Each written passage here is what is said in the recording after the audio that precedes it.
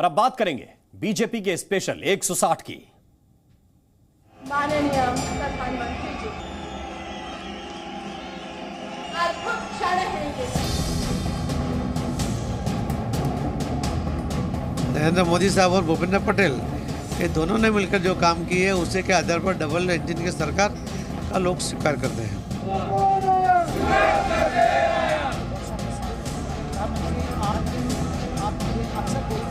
नरेंद्र मोदी साहब का चेहरा पूरे देश और दुनिया में चलता है। हम 150 को भी क्रॉस करने की कोशिश हमारी है। तो गुजरात विधानसभा चुनाव के लिए बीजेपी ने 160 उम्मीदवारों की अपनी पहली लिस्ट जारी कर दी है। सीएम भूपेंद्र पटेल घाटलोडिया से चुनाव लड़ने जा रहे हैं। रविंद्र जडेजा की पत्नी को भी बीजेपी ने अपना उम्मीदवार बनाया है, बीजेपी ने टिकट दिया है। वहीं पाटीदार नेता हार्दिक पटेल को वीरमगाम से टिकट दिया गया है। बीजेपी ने अपने मौजूदा 38 विधायकों का टिकट काट दिया है, जबकि 69 मौजूदा विधायकों पर फिर से भरोसा जताया गया है। आज बीजेपी ने प्रेस कॉन्फ्रेंस करके उम्मीदवारों की लिस्ट जारी कर दी है। बीजेपी ने राज्य में फिर से जीत का भरोसा भी जताया है। कुल मिलाकर 160 उम्मीदवारों का ऐलान हुआ है। खास बात यह है कि पिछली बार के 38 विधायकों का टिकट इस बार काटा गया है।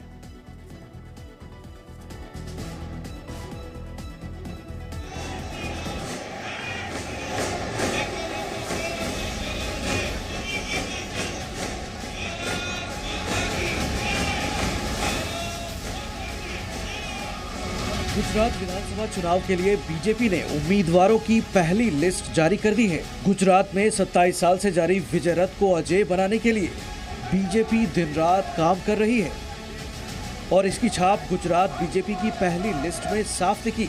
न सिर्फ समाज के हर वर्ग का ख्याल रखा गया है, बल्कि जीत के सभी समीकरणों को साधने की कोशिश की गई है। गुजरात विधानसभा में 182 सीटें हैं।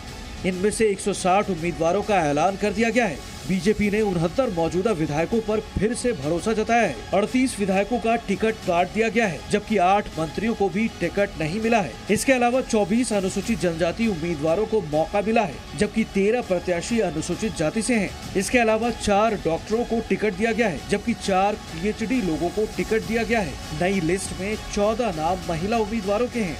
यानी बीजेपी गुजराती समाज के किसी वर्ग को नाराज नहीं करना चाहती। बीजेपी को भरोसा है कि गुजरात में 1995 से जारी उनका विजय रथ इस बार भी जारी रहेगा। नहीं, बिल्कुल पूरा हो जाएगा। हम 150 को भी क्रॉस करने की कोशिश हमारी है। तो हर वर्ग को साथ में लेने की बात करते हैं तो फोकस कभी एक जगह नहीं होता। प्रधानमंत्री नरेंद्र मोदी साहब भी कहते हैं कि छोटे वर्ग है उसका वोट शायद कम हो सकता है, मगर उसका प्रतिनिधित्व होना चाहिए। इसके लिए हम फूलों का पुष्पगुच्छ बनाने के, बुके बनाने की जो हमारी चेष्टा मोदी साहब के समय से चल रही है, हम उसके ऊपर ही ध्यान देकर बना रहे हैं। बीजेपी ने अपने उम्मीदवारों की लिस्ट जारी करते हुए लोगों की भावना का भी ख्याल रखा है। मोरबी के मसीहा नाम से चर्चा में आए पूर्व विधायक कांति अमृतिया को बीजेपी ने मोरबी से अपना उम्मीदवार बनाया है। कांति अमृतिया ने मोरबी हादसे के बाद लोगों को बचाने के लिए अपनी जान तक जोखिम में डाल दी थी। इस सीट से ब्रजेश मेरजा का टिकट काट दिया गया है।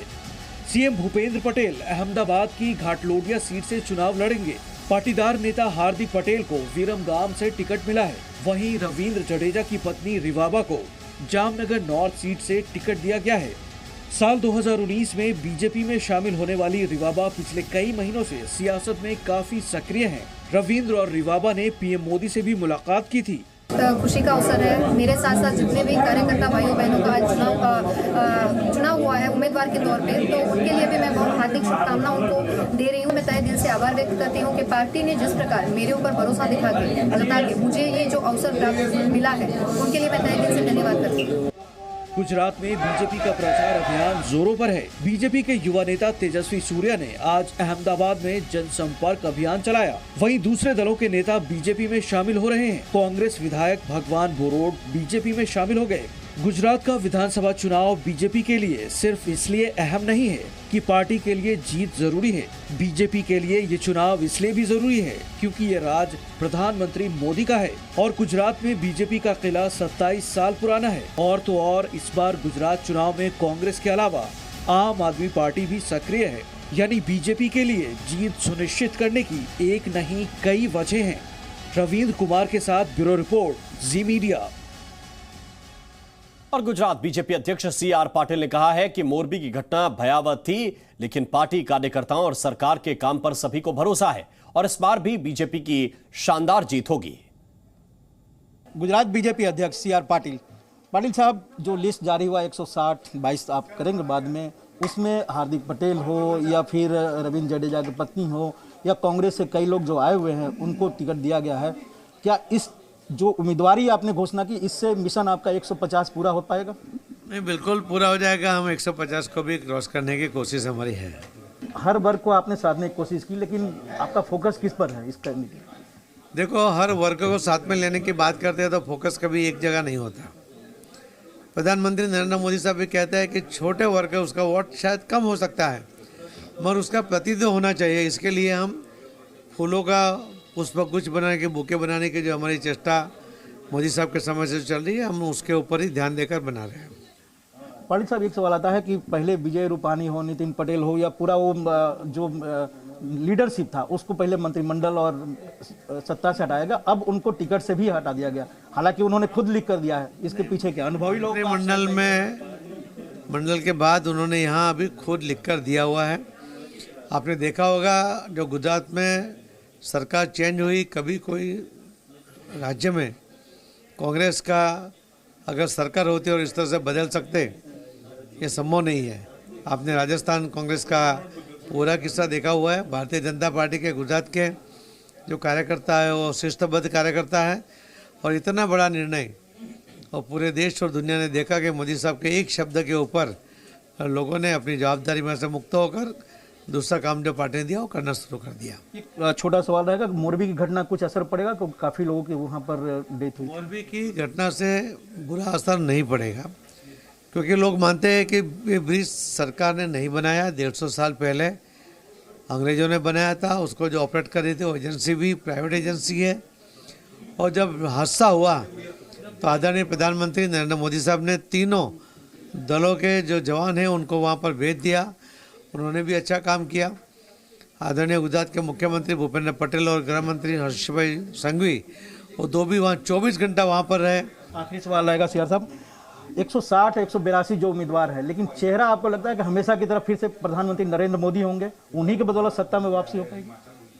देखिए, नरेंद्र मोदी साहब का चेहरा पूरे देश और दुनिया में चलता है, मगर नरेंद्र मोदी साहब जो गुजरात के जो प्रदेश के नेता हैं उनके ऊपर भी डिपेंड रहते हैं और उनके आधार भी हम काम भी करते हैं। तो जो डबल इंजन की सरकार की बात है, उसके अंदर केंद्र की सरकार और राज्य की सरकार, नरेंद्र मोदी साहब और भूपेंद्र पटेल, ये दोनों ने मिलकर जो काम किए है उसी के आधार पर डबल इंजन की सरकार का लोग स्वीकार करते हैं। रविंद्र कुमार, जी मीडिया, दिल्ली। और हिमाचल प्रदेश चुनाव से जुड़ी 3 बड़ी खबरों से आपको रूबरू कराते हैं। कांग्रेस नेता आनंद शर्मा ने कहा है कि विधानसभा चुनावों में सीनियर नेताओं को नजरअंदाज किया गया, साथ ही उनकी सेवाओं का भी पूरी तरह से उपयोग नहीं किया गया है। वहीं पालमपुर में गृह मंत्री अमित शाह ने एक रैली में कांग्रेस पर निशाना साधते हुए कहा कि अनुच्छेद 370 जवाहरलाल नेहरू की गलती थी। उत्तर प्रदेश के CM योगी आदित्यनाथ ने कहा कि विधानसभा चुनाव में बीजेपी की ही जीत होगी।